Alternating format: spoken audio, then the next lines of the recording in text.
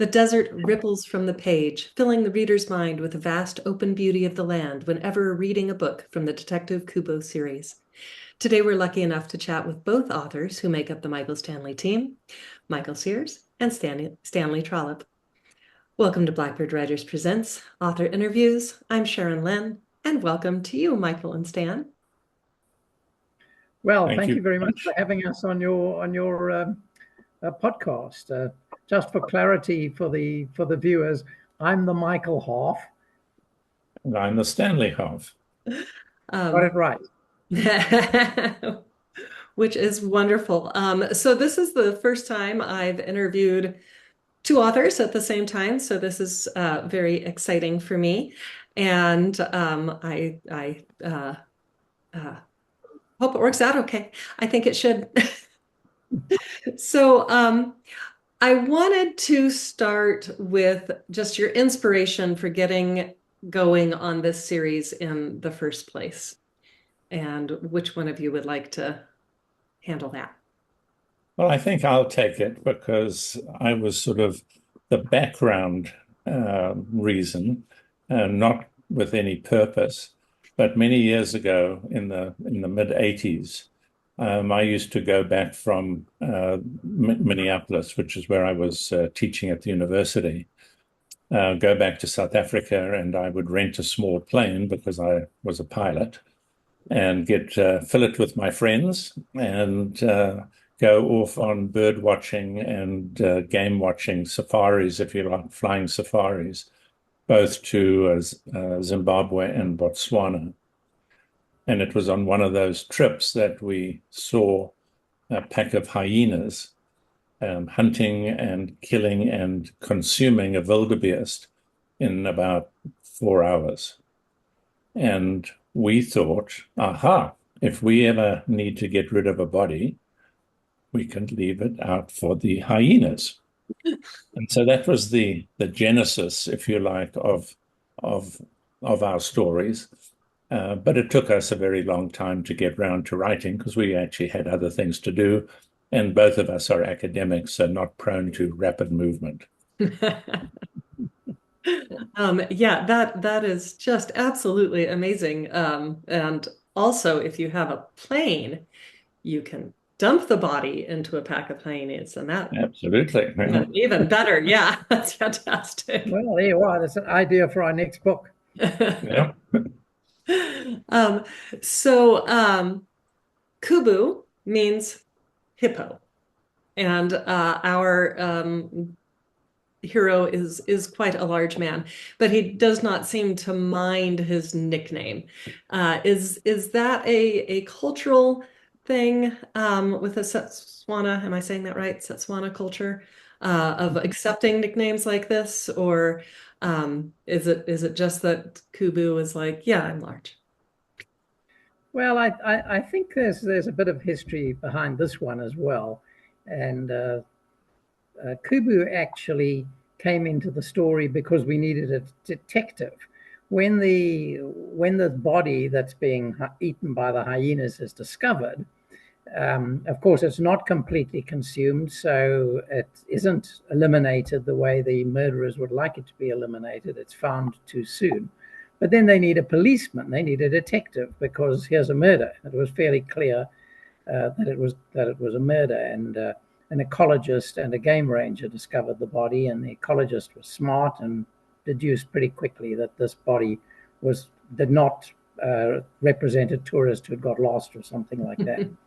So they called the police, and we decided, well, we actually didn't think about it very much because we had in our heads that the ecologist, who is an academic, was going to be the hero, the protagonist of the story. Again, being academics, we thought, write what you know. So we'll have an academic, solving the mysteries. So we just needed a detective, and it seemed interesting to have a very large man. And when he got the call to go out into the desert to investigate this body, he climbed into his Land Rover and he took food with him and he took drinks with him, soft drinks, I hasten to add, and his cassette tapes so that he could sing along to music. And he just sort of was there. And then after, and I remembered that I think it was me that Kubu, of course, means hippopotamus in Setswana, as you've said. So we just gave him that nickname, and then in the book we actually came up with a story about how he got this nickname, and it wasn't a Setswana who gave him a Swana who gave him the nickname. It was actually a white boy who was a friend of his at school, and he meant it not in a hurtful way. He said you're not a David, which is Kubu's real first name. He said, no, you're a big friendly Kubu, a hippopotamus. And Kubu was a bit offended initially, but then the name took off, as nicknames do, I think, in most cultures, and and so Kubu became, that was who he became, and he almost didn't answer to anything else. Yeah, it's delightful. He just really does seem to wear it well. Um, so obviously you're from South Africa. You have done safaris in Zimbabwe and Botswana. Tell us a little bit about that, those research or tourist trips to Botswana, and something that you discovered other than hyenas eating wildebeest, that you felt this needs to go into a book now. Well, there are, of course, there are lots of stories. I don't know how many times I've been to Botswana, and Michael and I have been into Botswana together many, many times as well. And we've always just loved the country. The people are very nice, delightful, friendly people. It's a very big country, about the size of France. And I don't remember now how many people they have, but what, Michael, 2.5 million, 3 million or something? It's a very small population. Mm-hmm. And a very large country. And it has huge extremes. Most of it is desert or semi-arid, the Kalahari. Up in the northwest is one of the most spectacular wetlands on the planet, called the Okavango Delta.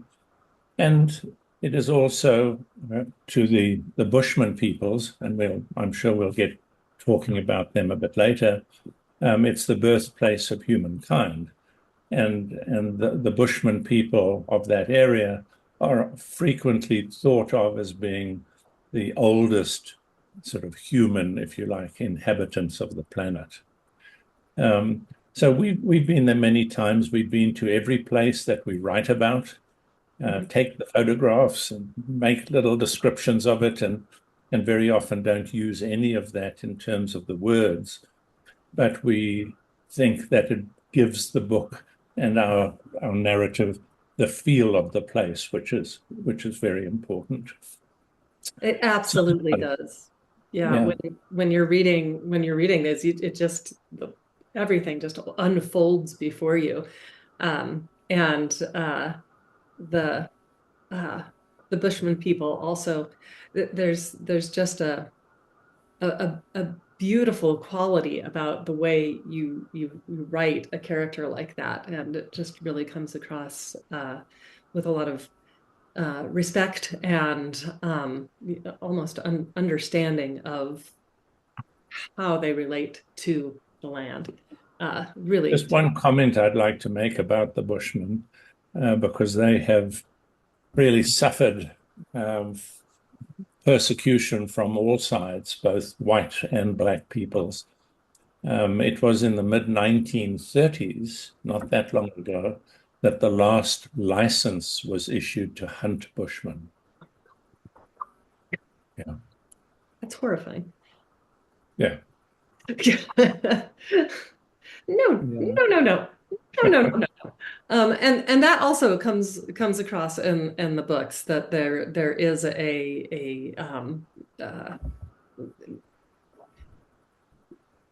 nobody is really accepting the Bushman's word or their veracity as a witness or anything. And that did surprise me quite a bit when I was reading it. So again, we're just really, really beautifully done. So the first book that I read was a prequel. So Detective Kubu is not detective yet. He's just kind of young and he thinks the Bushman has something to say, but everybody else is just like, nah. So why um, two things. Why do a prequel? And then also just this massacre that they've found.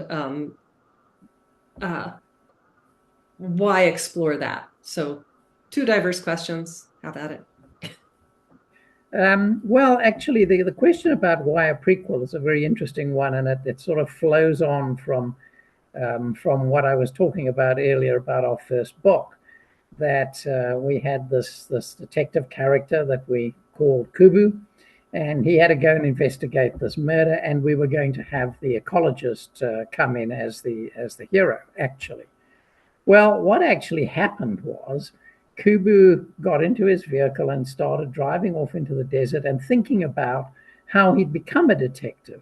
And it was actually related to a Bushman school friend who showed him how to see things in the desert. Took him out into the desert, drew a circle in the sand, and said, "What do you see?" And Kubu just saw some bits of sand and some pebbles. And his friend pointed out that there were plants there that were disguising themselves as pebbles, and there was a trapdoor spider, and there were all sorts of things to see. And that whole idea that you could discover what lay behind things was what directed Kubu to becoming a detective.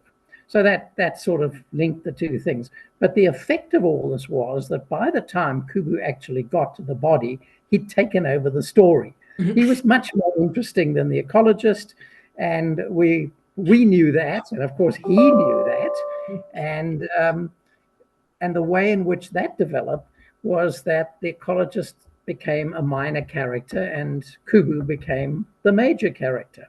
But he sort of appeared, as it were, fully grown. We hadn't developed him. We didn't know about his background. We didn't know how he'd become Botswana's smartest detective and an assistant superintendent. And it always, I mean, we had little things about what happened at school, like how he got his nickname and so on, and what his parents were. So it wasn't that he was sort of suddenly created on that first page, but there was this gap. We felt we didn't really know how this had all happened, and it would be an interesting thing to explore. So we explored that in the first prequel we wrote, which was called Facets of Death, about a big diamond heist from a diamond mine. Botswana has the richest diamond mines in the world, and that was his first appearance, starting with the day he actually joined the police, the day he joined the staff. And he had a tough time because he came in without being on the beat in the usual way, and so on and so forth. So there's a lot of sort of background development there, how he met his wife and so on.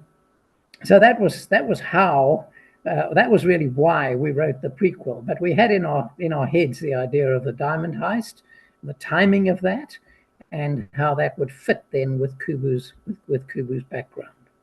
And frankly, I don't remember the second question, so I'm going to hand it over to Stan. That was a great answer to the first question. The second question was I don't remember it either. And nor do I said that.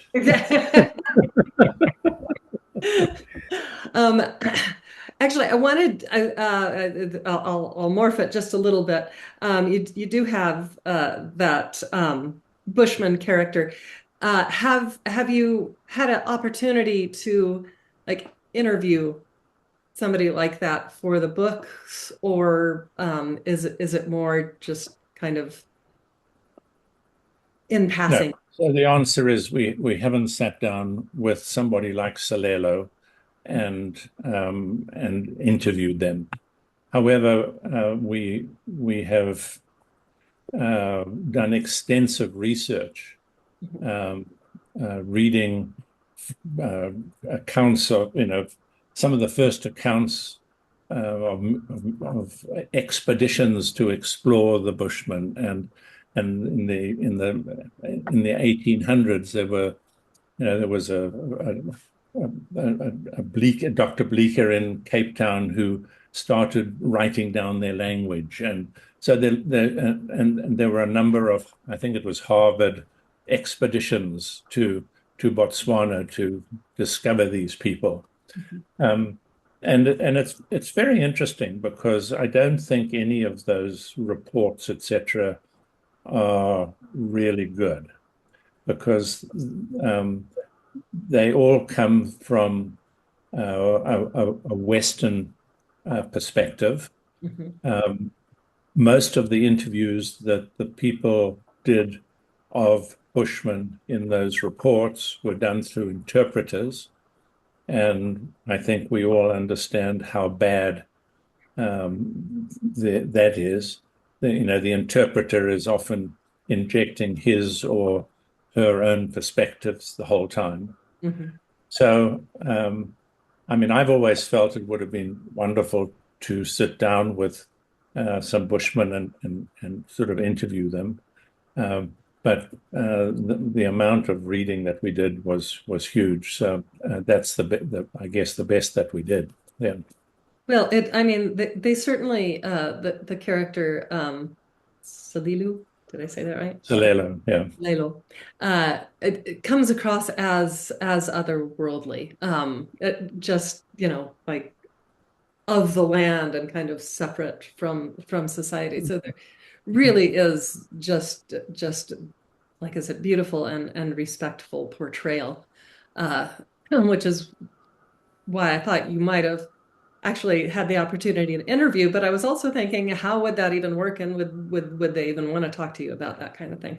So yeah, great If I research, could, if I beautifully. could just add one thing to what Stan said, Sure. um, our third book is called Death of the Mantis, and it's really around the Bushman culture and where it is today and where it was in the past. And it does link to your question in the sense that the Bushman, who is the hero in a sense of that story, is actually a Bushman who follows the old the old ways, the actual Bushman culture of his people, and he's trying to preserve that. We're not sure if there really are people who are in that situation and behave the same way as he behaved and as Salelo behaved.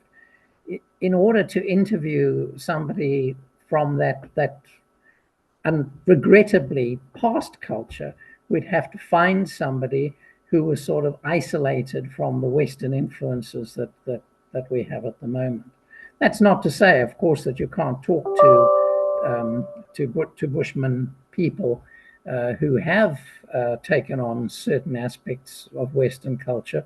But as Stan said, you've got to be very careful that you're not just hearing what it is they want to tell you, or rather what it is that they think you want to hear.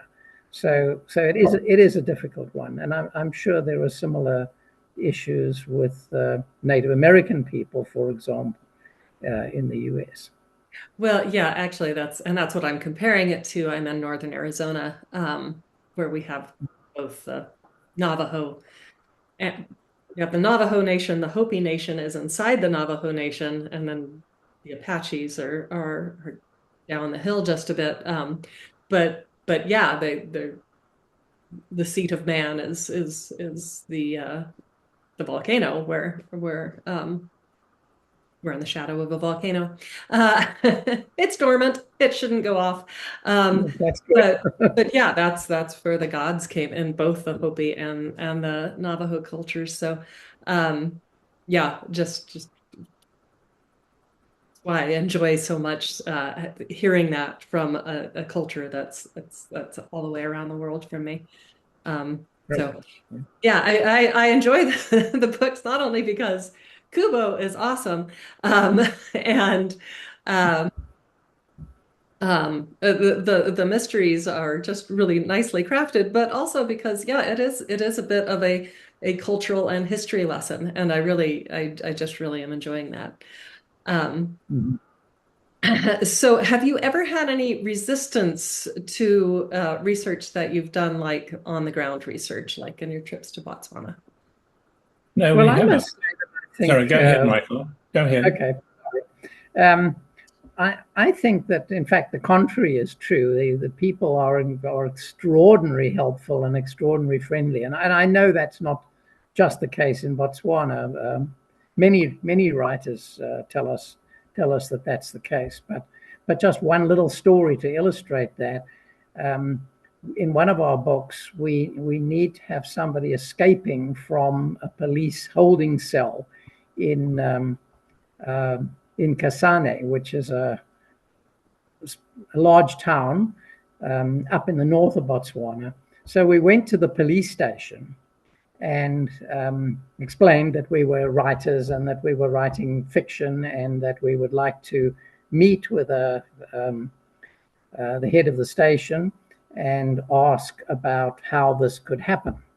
So we were eventually, we tend to be very persistent with these sorts of things, and we were eventually taken to meet uh, the man concerned. And then we explained to him that what we wanted to know was how you'd escape if you were being held in one of their cells. And he wasn't really terribly enthusiastic about telling us that, especially And having it written down. yeah, it's not perhaps unreasonable that he was a bit dubious about the whole idea. So he sort of said, "Well, I don't know that I can really do much to help you." And Stan whipped out his cell phone and said, "Hold on a minute.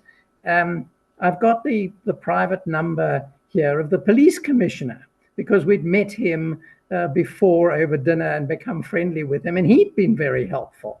And Stan dialed the number, and amazingly, as luck would have it, he answered his phone immediately, and we explained what we wanted. And he said, "Oh, just pass the phone to the station commander," which Stan did, and things changed very rapidly. Shortly after that, we were given a personal a tour of the whole police station, including the police cells. I'm not sure that they actually told us how somebody could escape from the police cells, but they showed us all the security arrangements that they had to hold onto their prisoners. So we managed to find what we wanted. But that's just one story. We've just had so much help in all sorts of different ways, from very good friends there who've helped us with by reading our books, drafts of our books, and making sure that we haven't done anything which is out of context with the culture, or in any way inappropriate, because obviously it's something we worry about a lot. If you're writing about another culture, you have to be very, very sensitive to those sorts of things, and we've done that. And one of the one of the things that we're really delighted about was that one of our books was chosen for as the theme for a small arts festival in Shoshone, a town in Botswana. And so that was sort of a recognition that the Swana people themselves enjoyed the books and enjoyed the character and didn't feel that there was anything inappropriate about two white men from South Africa writing about a black detective in Botswana. Just wanted to interject one other thing. When we first went to Botswana before A Carrion Death, our first book was published, we met with the director of the Criminal Investigation Department. I was after him for months and months to try and get an interview, and he just ignored us completely. But anyway, we kept on trying, and we were at the hotel in Gaborone and tried again. And he eventually came back and said, "You've worn me out. I'll meet you at noon on Saturday, I think it was, at your hotel, and then you can tell me what you want, and I can show you a few things. To cut a long story short, he spent the entire afternoon with us, taking us around, telling us about the police and the criminal investigation department. But most interestingly for me was that he said, you need to do me a favor, basically, and you need to write a book, one of your books, about what are called mooti murders. A mooti murder is a murder that a witch doctor perpetrates in order to get a body part to make a magic potion to satisfy the need of some rich client. And it's a real thing. It happens, continues to happen today in sub-Saharan Africa. And there was a case in point that he had in mind in the mid 1990s. A young girl, Segametsi Mochomotsi was her name, up in Machudi, was killed for body parts. And the police did very little. And I'm going to come back to that in a second. And eventually the local people sort of rioted because nothing was happening. And eventually the government said, okay, we'll investigate this. We'll call in the Scotland Yard from London to do an independent investigation. And that happened. And as far as I know, to this day, the report from the Scotland Yard has never been made public. So the reason he was interested in us doing something is because mooti murders are really never solved. And there are a number of reasons for that. The first reason is that unlike most murders, there's no relationship between the murderer, the witch doctor, and the victim. The witch doctor, I mean, to put it crudely, sort of goes out. Maybe a rich woman is infertile and needs a magic potion to make her fertile. So the witch doctor sort of goes out, sees a beautiful young girl, kills her, takes some body parts, makes a magic potion. So, but there's no relationship between the witch doctor and that young girl. She just happened to be in view at the wrong time. Secondly, the police don't really want to investigate because they are scared of witch doctors. And we in the West often poo-poo the power of witch doctors. But the reality is, so much of the power of witch doctors is in the mind. And there are plenty of examples of witch doctors casting spells on people, and the person on whom the spell has been cast can die or suffer, or all sorts of things can happen because it's in the mind. And the third reason the police don't want to do anything is that the client of the witch doctor is usually a rich person or a politician. So it's a loss for the police to solve one of those things. And so the director of the CID said, you need to show how that works in one of your books. And so our fourth book, Deadly Harvest, was in fact all about mooti murders and was based on that Segametsi Mochomotsi case, years before. Oh my goodness. Well, I mean, first of all, a fantastic background story, but kind of heartbreaking to research, I would imagine. Yeah. Especially knowing that it was never going to be solved. And we actually know somebody whose daughter was a friend of Segametsi's. Oh, wow. And so there was a sort of a link to people that we knew. It wasn't just a young girl who had died 20 years before,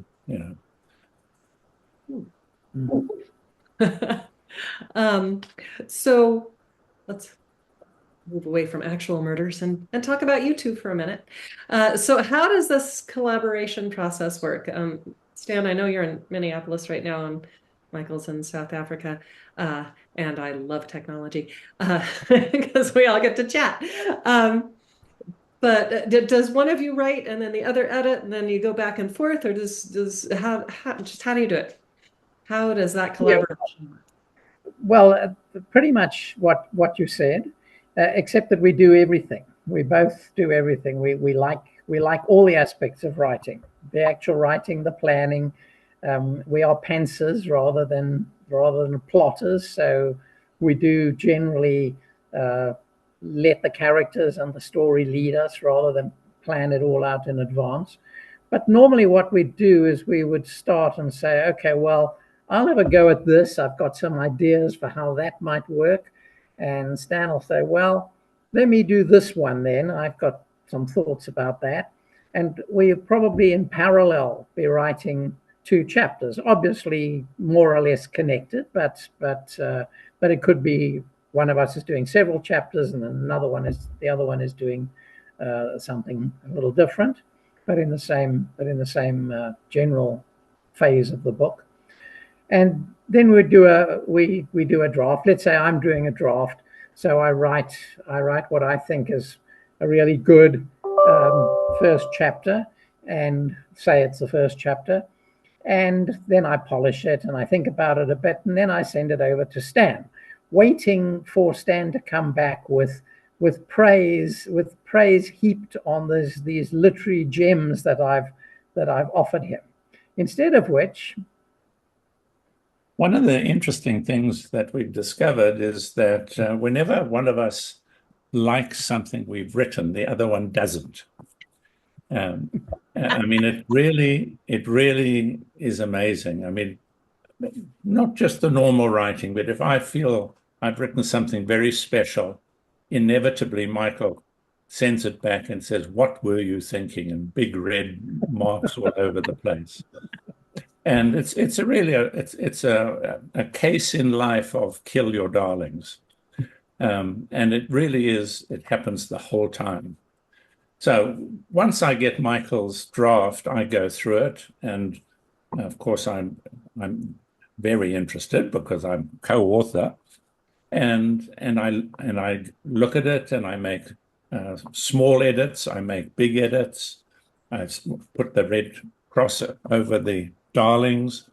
Reading that gives puts suggestions in my head, and I write those down. And so it's sort of a form of written brainstorming. And once I've done that, I send it back to Michael. And I get it back, and sometimes, as now, Stan's in Minneapolis and I'm in South Africa, so that one of us is working and the other one's night, so we can get theoretically 24 hours of writing done a day. That doesn't happen very often, but it makes a good story. And I get it back, and of course I'm very upset about my darlings being deleted. But we've learned now that what really happens with those sorts of darlings is they take the reader out of the story. Suddenly the author wants to tell the reader something instead of the story. And so it's absolutely right that those come out. And generally speaking, we don't have any difficulty with those issues anymore. Oh yeah, I see, he's right. And then I go through the small edits and the big edits and think about the suggestions and the new ideas that Stan's put in as to where we might go with this and how we might put in some more background here or round that out differently and so on. And then I do that with now the third draft, and I send it back to Stan again.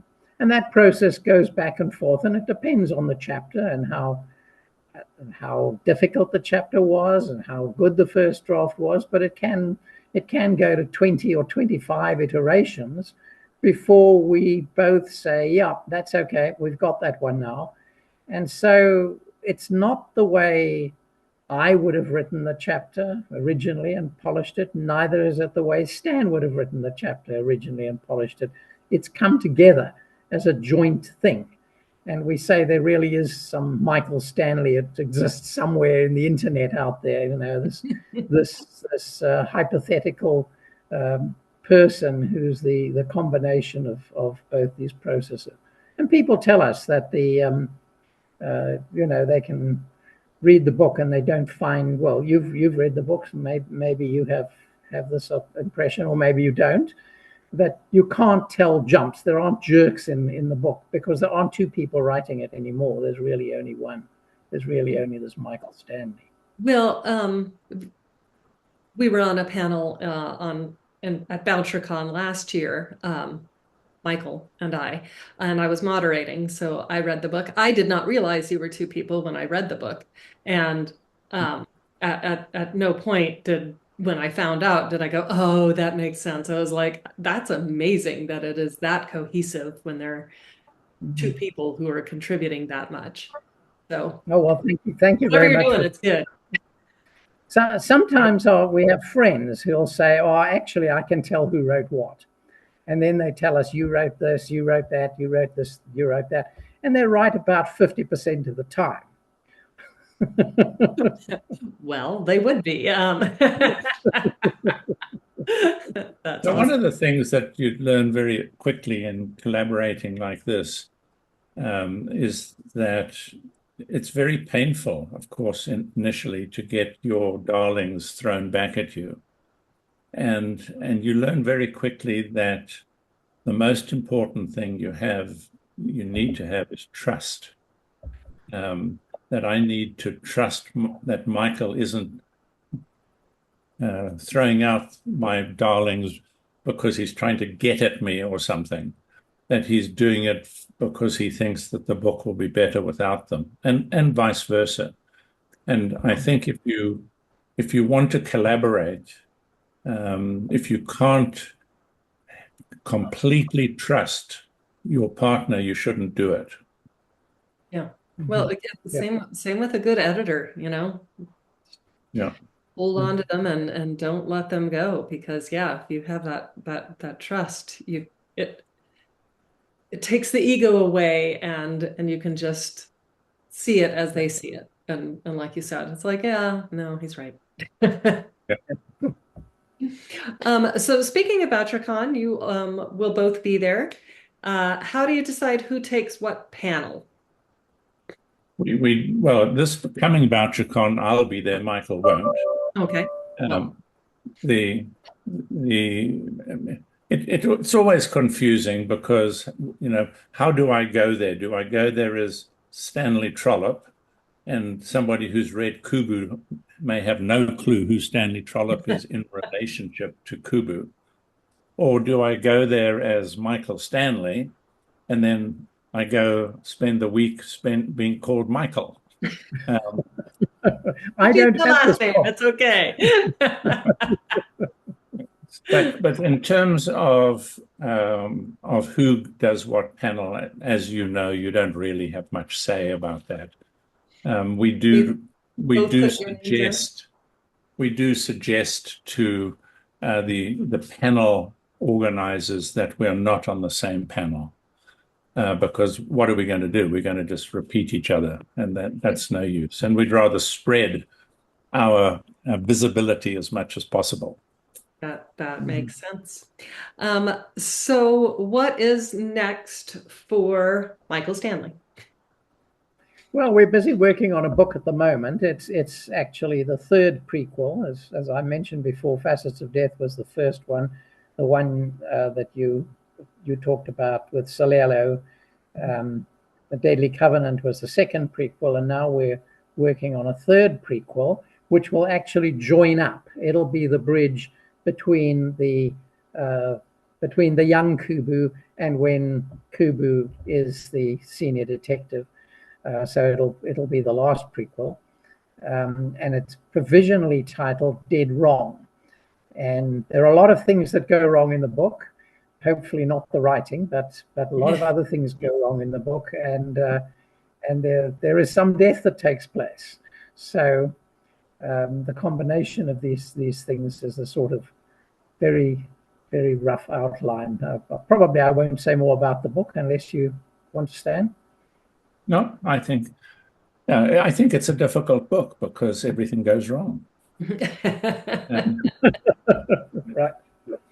And we just hope the book itself doesn't. Right. I'm sure it'll be wonderful.